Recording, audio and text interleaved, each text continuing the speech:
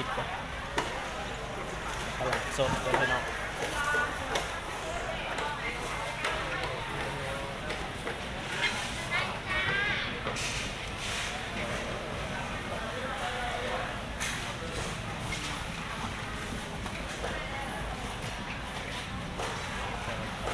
อะไรอะ ก็อยากกินหอยอันนั้นอ่ะ หอยแครงนะก็เดินไปดูเดี๋ย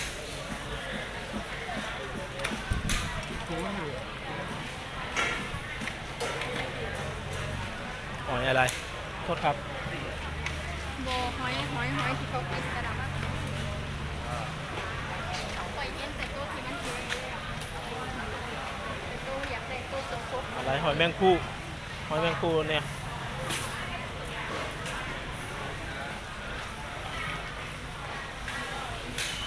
หมายถึงหอยนางรมจะเป็นแกะเนี่ย ตัวพี่น้องตัวใหญ่แค่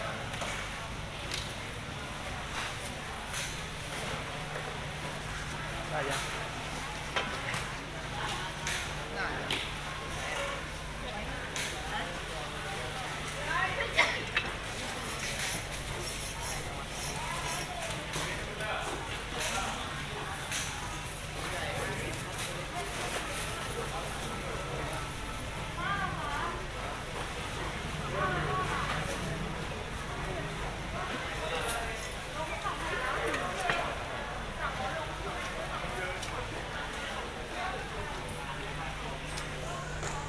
เป็นตลาดสดเลยพี่น้องตลาดปลาตัวหา16 10มาแล้วก็ไปเห็นเขานะเขาขาย120ตัวละ40 บาทตัวนี้พี่น้องตัวละ60 50เหมือนกัน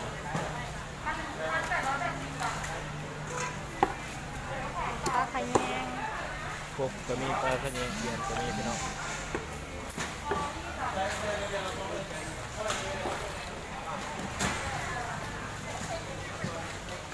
เห็นแล้วก็คิดฮอดยัดไปพี่น้องเด้เนาะอยากให้เพิ่นได้กินนำเด้อ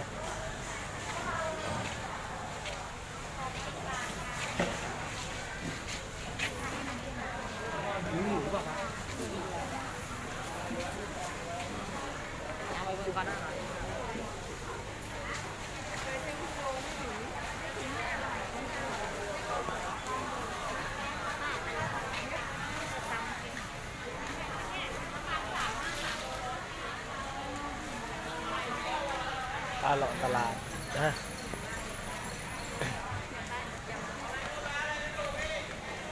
อะไรบ้าง แก้วน้ำ ของใคร อยากได้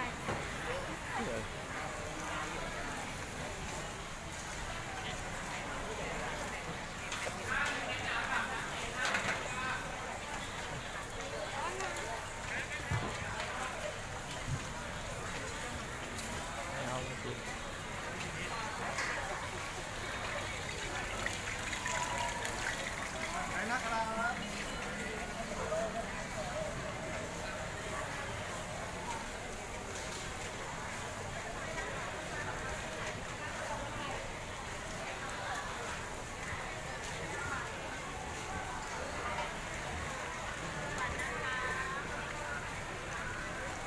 โอ้ยเดี๋ยวดูนี่คือมีดอกกระเจียวด้วยเหรอ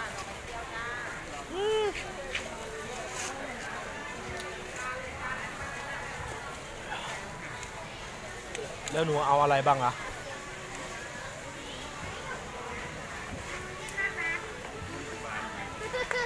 อะไรครับ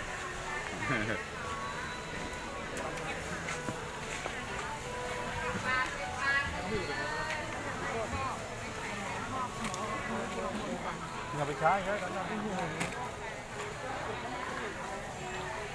ซื้อผักไปเห็ดหมูหมักนาวกับกุ้งแช่น้ำปลาพี่น้อง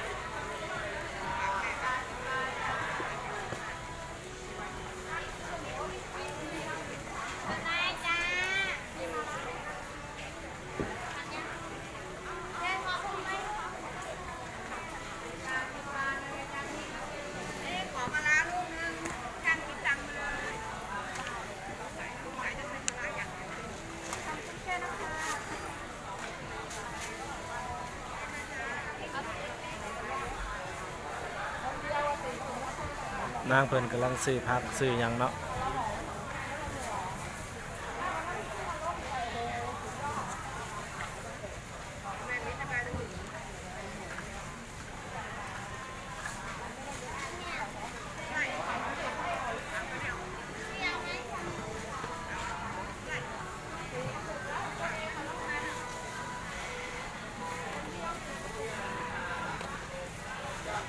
มะนาวเอาอย่างหวาน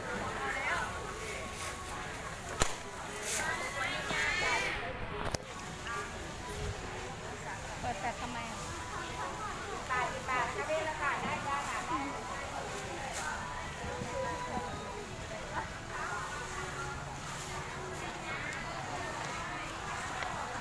วิธีของการเขาไปยันติดโควิดถึงจะถึง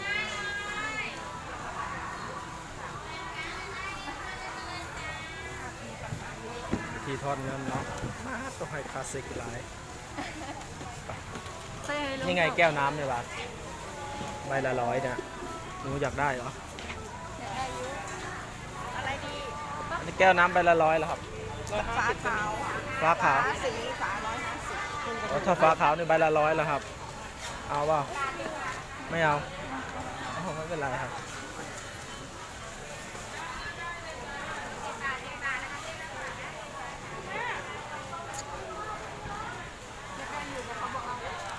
ทำไมทำไม ถ้าอยากได้ถุงเผามาก ฮะ อยากได้อันถุงเผามาก รู้ตัวว่าใช้ตังค์เยอะนะเนาะเฮ้ย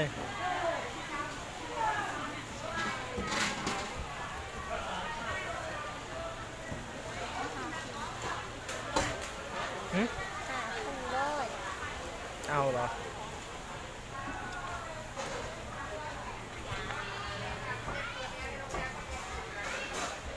เอามันก็ขูดเลย20 บาทว่าอยู่ที่เพิ่งห่างนั่งขูด10 บาทด้วยเอาขูด5 บาทไง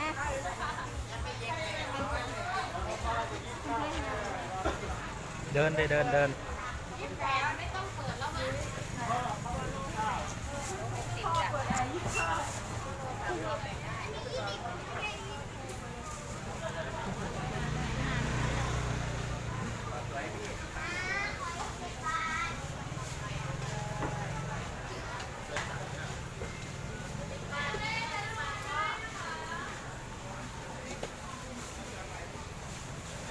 กะหล่ำในหอมมี กระหล่ำมีในห้องเจ้าซื้อเหรอ ฮะ เจ้าซื้อกระหล่ำเหรอก ะหล่ำน้ำมัน โอ้ว่าพื้นนี่อย่างเจ้าซื้อบ่เออ แรกพ่อเขาเมียมาซื้อแล้วเขาคิดออกไหม สกระหล่ำในห้องมี2 หัว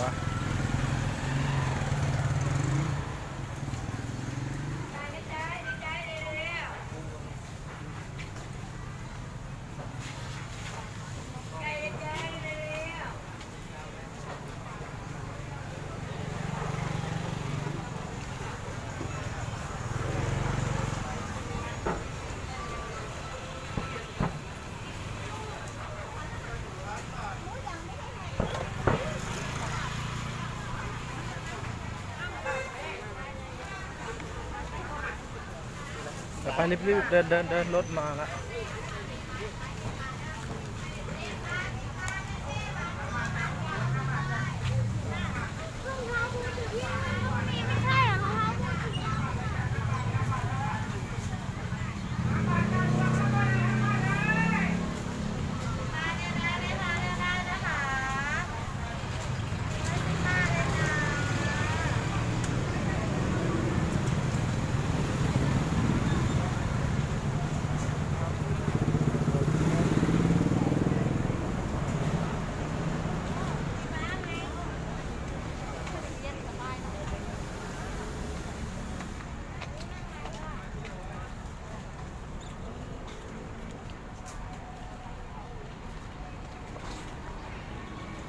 อ้อยสับปะ อะไร